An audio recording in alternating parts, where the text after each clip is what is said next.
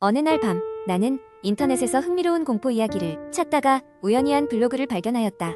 그 블로그의 주인은 자신이 겪은 이상한 경험을 상세히 기록해 놓았다. 이야기는 이렇게 시작된다. 2018년 어느 가을 밤, 나는 친구들과 함께 강원도의 한 외딴 마을로 캠핑을 떠났다. 마을은 산 중턱에 위치해 있었고 인근에는 오래된 숲이 우거져 있었다. 처음엔 웃고 떠들며 신나게 밤하늘을 만끽하며 산길을 걸었지만 시간이 갈수록 숲속 깊은 곳에서 들려오는 알 수 없는 소리에 점점 마음이 무거워졌다. 우리는 오래된 버려진 집터를 발견하고 그곳에서 야영을 하기로 결정했다. 집터 주변에는 쓰러진 담장과 녹슨 철제 가구가 흩어져 있었고 기분 탓인지 싸늘한 기운이 맴도는 것 같았다. 우리는 주변을 정리하고 텐트를 친 후 모닥불을 피워 간단하게 끼니를 때웠다.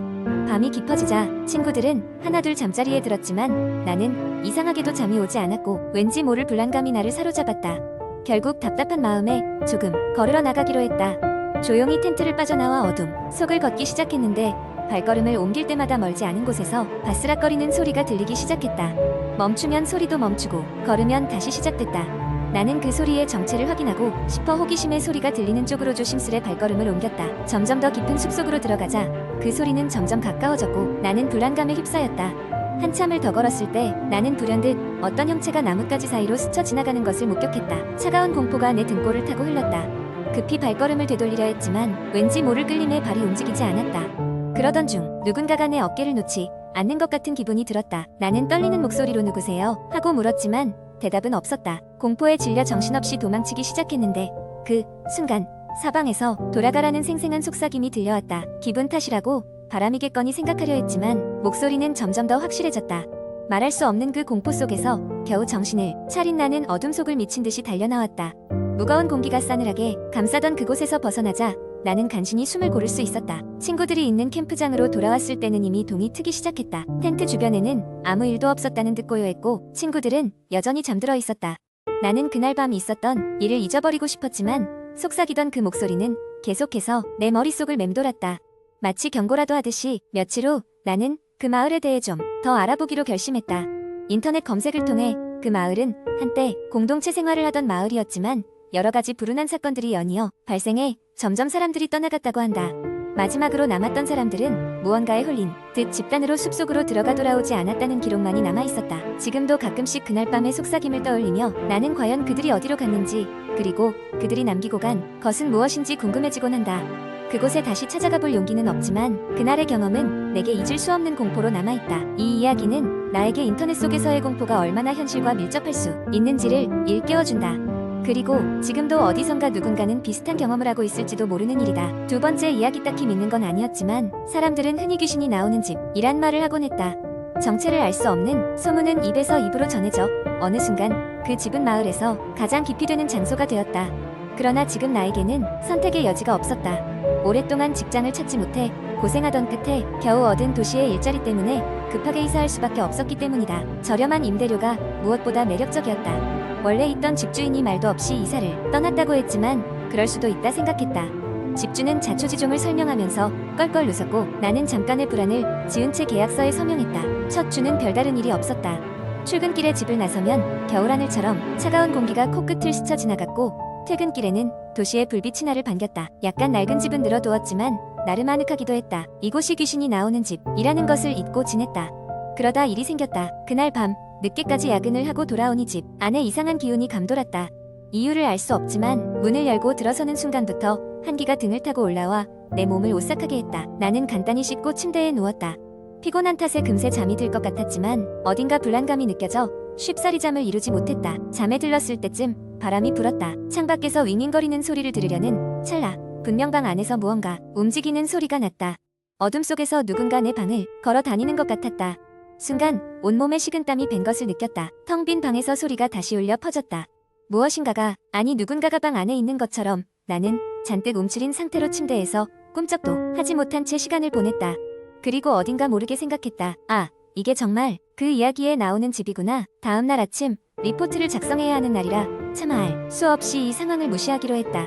그렇게 몇 주가 지났다. 그러던 어느 날 밤 또다시 그 소리가 들려왔다. 이번에는 훨씬 가까이서 귓가에서 들리는 듯했다. 마치 숨소리 같은. 나는 참지 못하고 전등을 켰지만 방은 적막하기만 했고 그 누구의 흔적도 찾을 수 없었다. 그럼에도 불구하고 이상한 느낌은 가시지 않았다. 특히 욕실 거울을 볼 때마다 무엇인가 뒤에 서 있는 듯한 느낌이 들었다. 마치 보이지 않는 손이 내 어깨에 닿아 있는 것처럼 이 일을 어떻게든 해결해야겠다는 생각에 마을의 선배에게 연락했다. 그 선배는 이러한 이야기에 관심이 많아서 도움을 청하기로 한 것이다. 선배는 나를 만나 사연을 듣더니 진지하게 말했다. 거기 한번 정화의식을 해봐. 이를 위해 선배는 직접 짧은 의식을 준비했다. 소금을 뿌리고 머물던 자리마다 주워온 꽃들을 놓았다. 이상한 주문 같은 걸 외우는 동안 나는 그저 어리둥절한 상태로 바라봤다. 냉소적이면서도 한편으로는 혹시나 하는 마음이었다. 그러나 그날 밤 의식이 끝난 지 얼마 되지 않아 집에 돌아왔을 때 더 이상 소리는 들리지 않았다. 몇 주에 걸쳐 내 신경을 잠식하던 그 기묘한 정막도, 눈을 뜨고 나서 느꼈던 서늘한 기운도 더 이상 느껴지지 않았다. 나는 언제나 그 현상이 다시 나타날까봐 두려워했지만 이상하게도 평온한 일상이 계속되었다.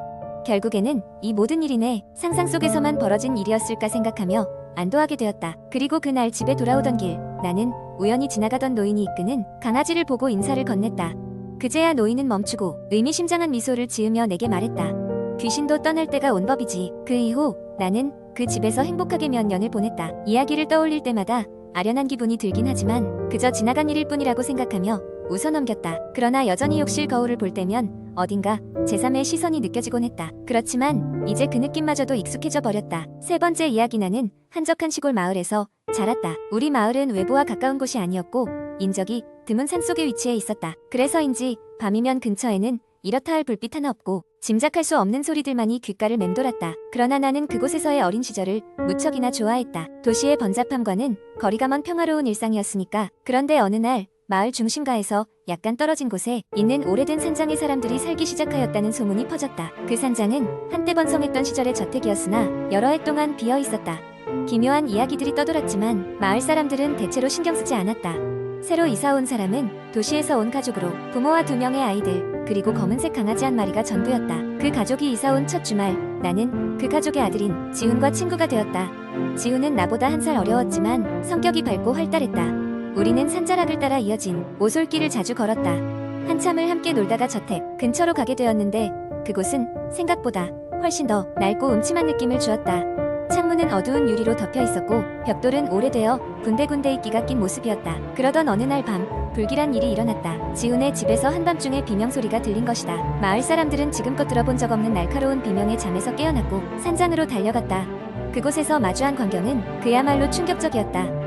가족은 모두 사라지고 없었고 남아있는 건 뒤엉킨 가구와 파손된 창문뿐이었다. 그 후 몇 주 동안 경찰이 조사에 나섰지만 가족의 실종을 설명할 만한 증거는 전혀 찾을 수 없었다. 그냥 증발해버린 것처럼 가족은 그림자도 없이 사라졌다. 마을 사람들은 충격과 공포에 휩싸였고 점점 산장은 저주받은 장소로 불리게 되었다. 수년이 흘러 마을엔 새로운 세대가 자라났지만 그날의 기억은 여전히 마을 사람들의 입으로 전해져 내려왔다.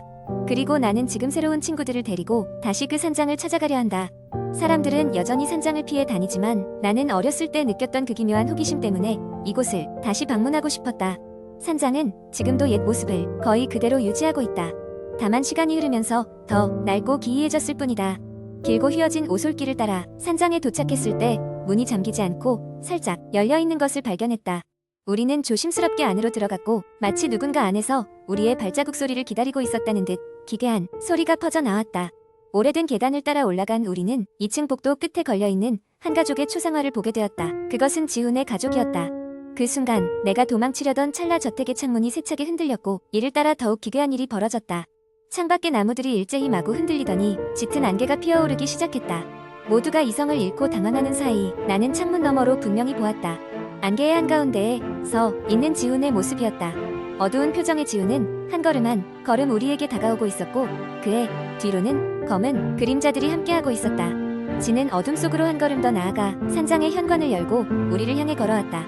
그리고 그때 알 수 있었다. 그가 이끄는 그늘진 존재들은 결코 이 세상의 것이 아니었음을. 우리 모두는 허둥지둥 산장을 빠져나와 마을로 달려갔지만 그날 이후로 아무도 그 오솔길 근처에 쫓아가려 하지 않았다. 지금도 그 시골 마을 사람들은 가끔씩 아무런 경고도 없이 일어나는 의문의 실종 사건을 두려워하며 살아가고 있다. 아직까지도 산장 근처에서 아이들과 집 동물들이 사라지기도 한다. 마을 사람들은 오직 하나를 믿고 있다. 언젠가 그들이 돌아오리라는 희망을, 그리고 그들이 돌아올 때 그날의 의문도 함께 풀리리라는 것을. 하지만 그 누구도 그날의 두려움을 다시 마주하고 싶어 하지 않는다.